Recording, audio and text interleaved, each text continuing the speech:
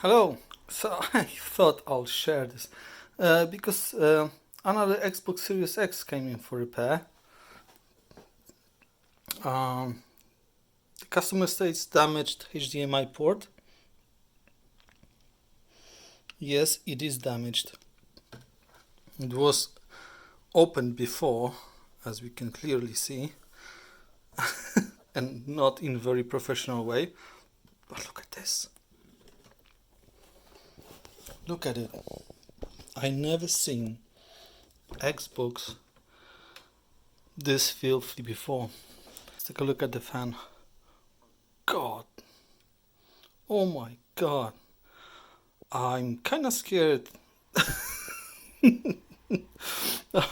Yeah, but let's open it. So we start with the screws here. Excusez-moi for this one.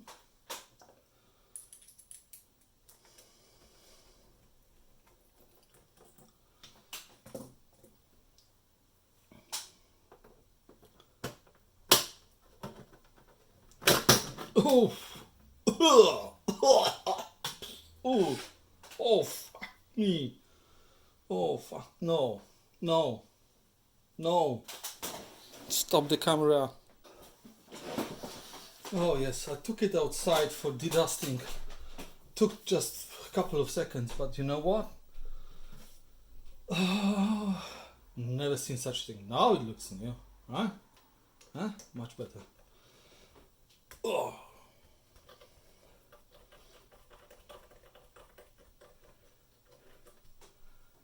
Okay. Let's see. Fan connector. Yeah, I don't think these were taken, so why would it be open before? It's not like it's butchered or anything. I don't think. I can't see anything suspicious now.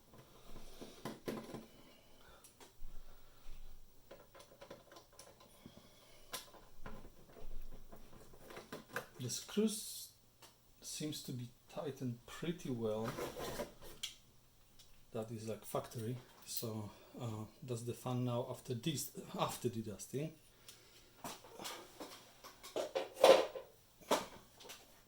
Oh, and we have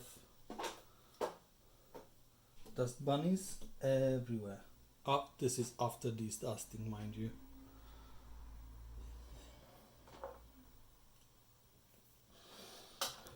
Not good. I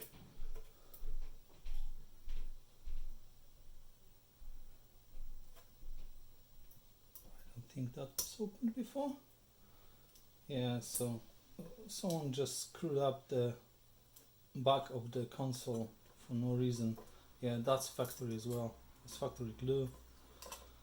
So it turns out it's the early version of Xbox with the big ESD shield on this side.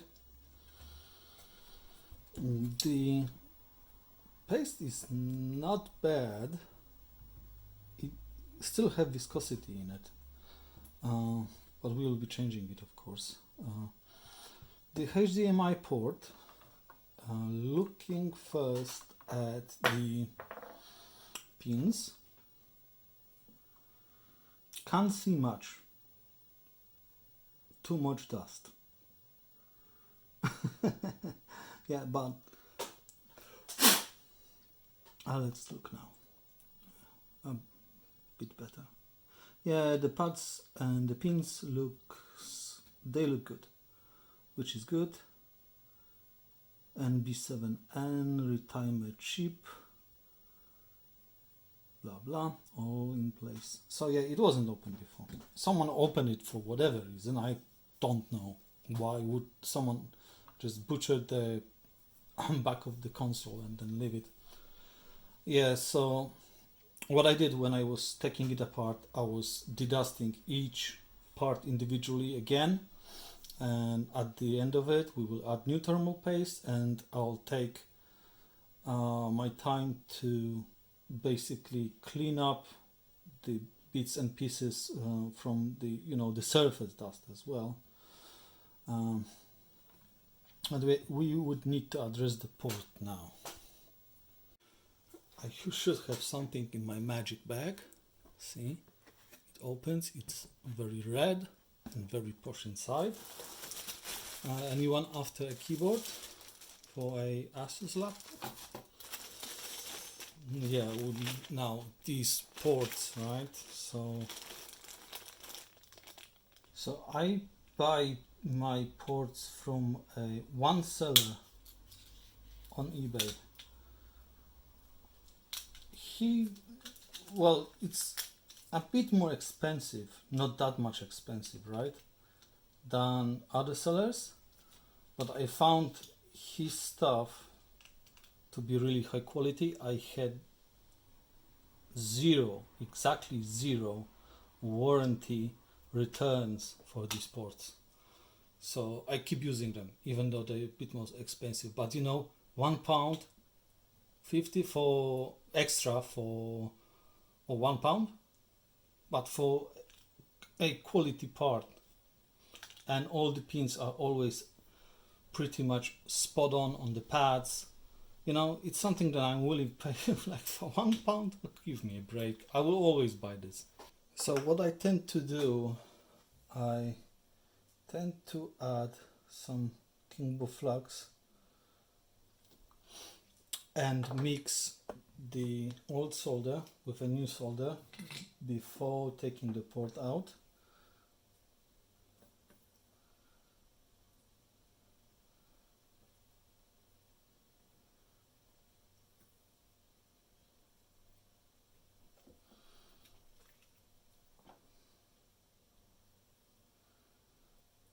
I really want the port to have lower melting point temperature wise, right, than the surrounding components. Just gives me this extra peace of mind, I know you can do it without this step, I'm completely aware, but I like to mix some leaded solder anyway. And when I'm doing that for the entire port, I need to do it for the pins, because we don't want the port to come out before the pins do. That would be a mistake, because this could break the pads. So I'll add a lot of leaded solder to the pins. The old port is not reusable in any way, shape or form. We don't care about it. We care about the PCB that is beneath it. So that's way too much, which is what I want. Okay.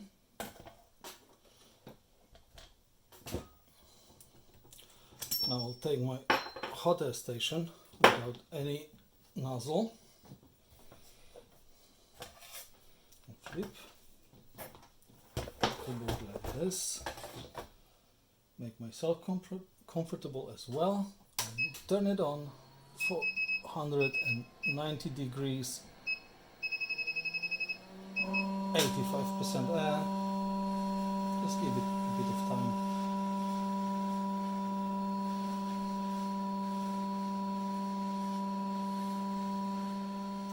The Xbox Series exports are pretty easy. There is nothing that you can really knock off easily, at least in the vicinity. Not like PlayStation 5 where you have the capacitor and the diode. I think there's a diode, there's a capacitor. The small capacitor especially is very tricky there. It's not needed, mind you. It is there to preserve the signal integrity.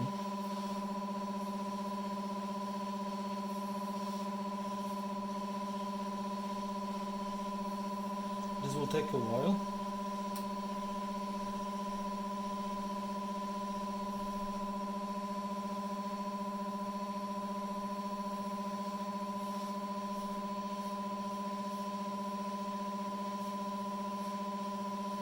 again, I'll rather melt the connector,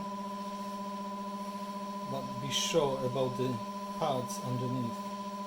Yeah, I know this is kind of loose now, so I can wiggle it back and forth a bit. Alright, and it's ready to go.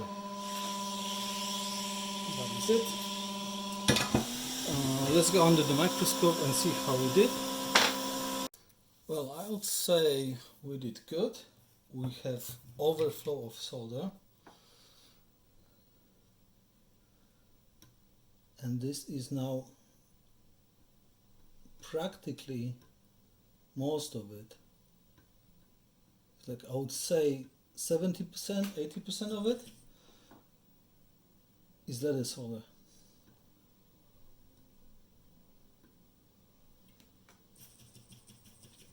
So that's great.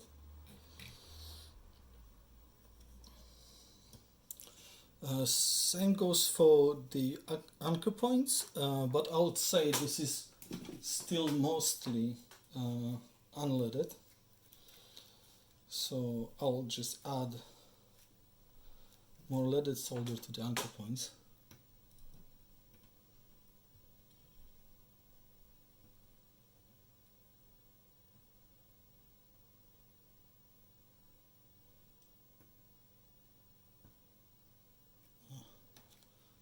Alright.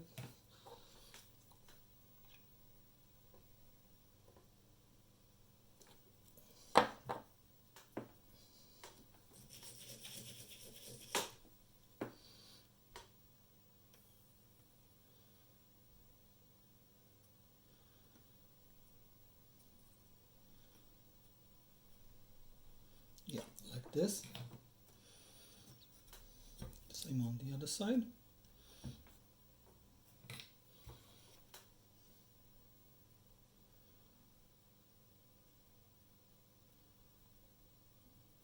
Oh, it's dirty. Some schmoo. Good, it stayed on the soldering iron, so I don't have it here. Don't need to worry about it. Okay, mix nicely for me. Thank you. Nice. So pretty much at this point we are almost ready for a new port. I'll clean the flags, add some more flags when needed, mainly on the pins, and yeah, let's solder on a new port. So same temperature as before. So what I'm looking at now is I'm looking at the anchor points. I want them to be moving, so the solder will move. It will go back a bit towards the PCB. That tells me that the temperature is just right to drop the port.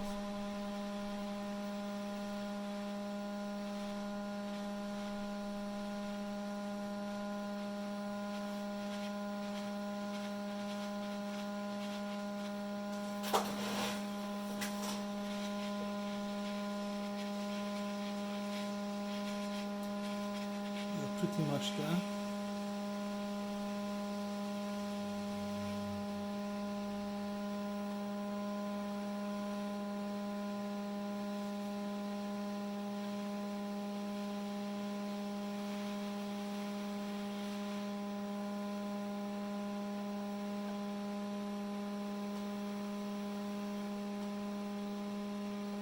So you want to go, happens sometimes on one side.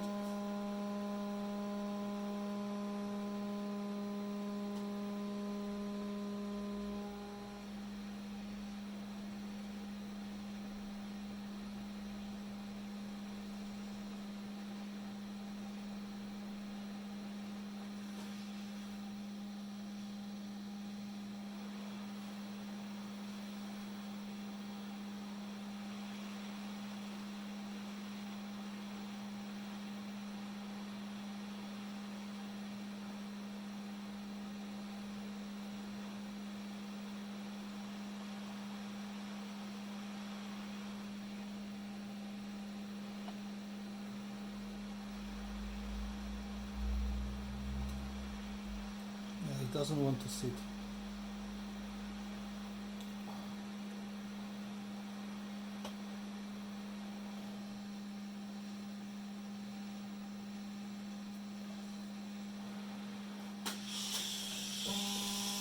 I wonder what's happening there. So you see the version of the port change when things go wrong. I'll add some hot air from the top. Not too much, mind you. I don't want to destroy the port.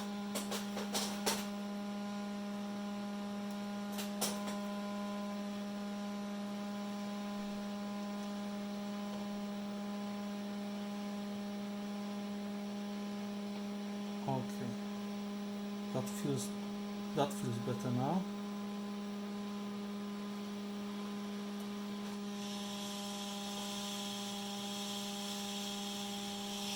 Let's see.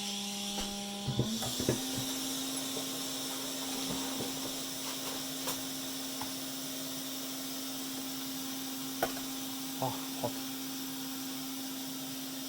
No, not happy. It's a bit skewed, so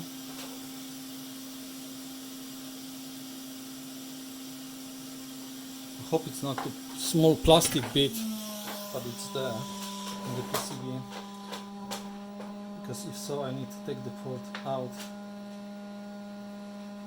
get rid of it.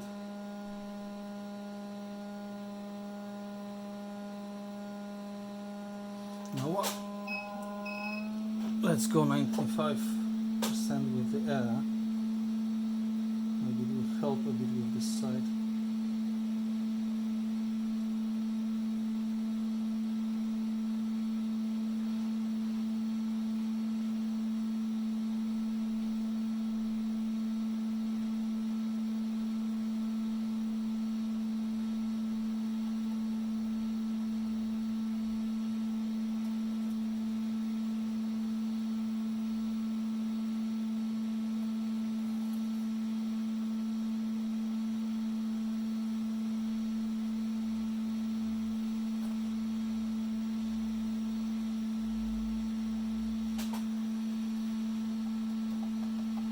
Okay, now it's it. I think we're there.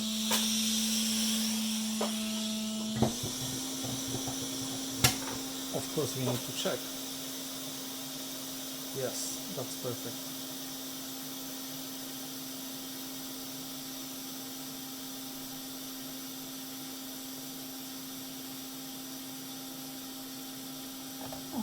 Let's see under the microscope though. The microscope says the truth.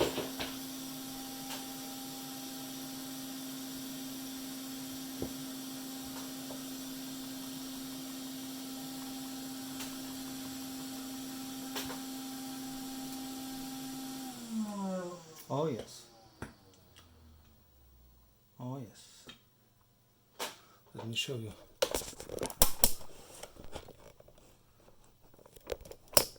That. Oh, sorry. That looks good. It looks just perfect. Right, I'll grab my better pliers there. Right. And see if the pin. Oh, the pins are not soldered, so it's not perfect. These are. Yeah, but so all these are. The problem is the side that didn't want to sit well. So we have 2 pins that are moving. That's not a problem. 2 pins is nothing, as you probably know. Shame that I've lost these 2 pins because of the anti-commotion with the left hand side.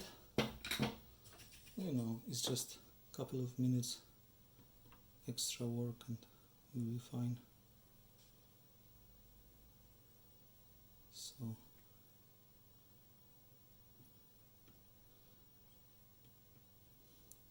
we like the nice anchor points, nice and strong.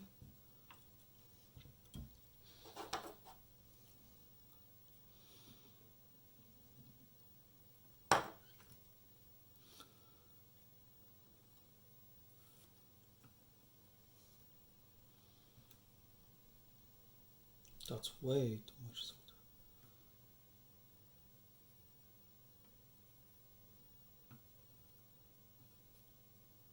Yes, that I like.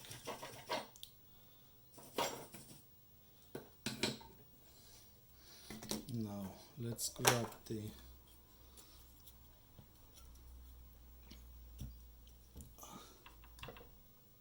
precision soldering station.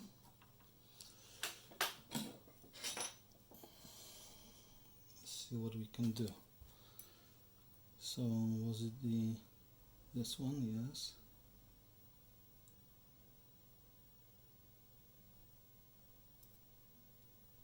And we have a bridge. Oh. Did I have solder on this? I didn't check. My bad. No worries.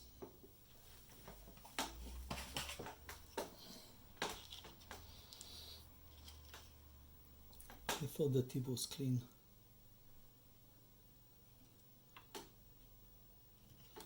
Right. Did you get it?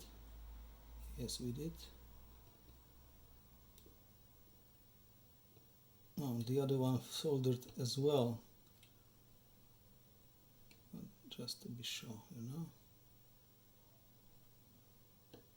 Yeah, this one doesn't. So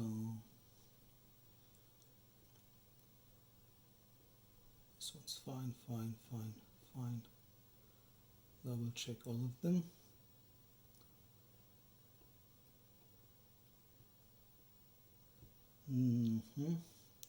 You know, there is a limit on how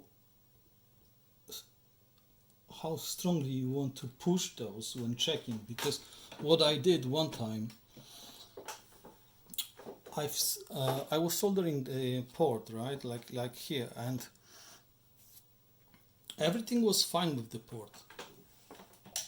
There was nothing wrong with the soldering, but I was checking, and then I had this, I think it was a bit of flux that moved, and I was like, oh, that must be a pin that it's not soldered correctly, and I convinced myself that is the case, right?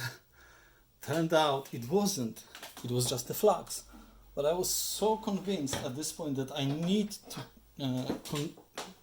need to double check that I just ripped the pad and the pin basically from the motherboard. I've ripped the pin with the pad because I was on the mission to convince myself again that this is not soldered properly where it was. So I've just used all the strength, all the force on this guy, and I think it was a data line, so I need to rebuild the data line. Oh, and I almost forgot to test it. Why didn't you tell me?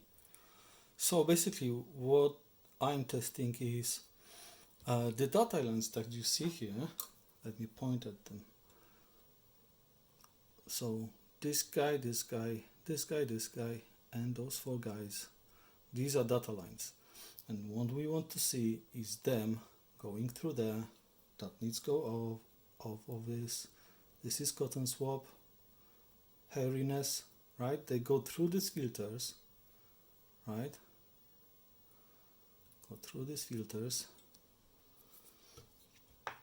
And they go here to the HDMI retimer chip or encoder, however you like to call it.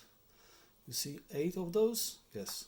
So we want to make sure they go from the pins to the chip, but they don't go to ground. And that will be done now. So I'll grab myself a multimeter.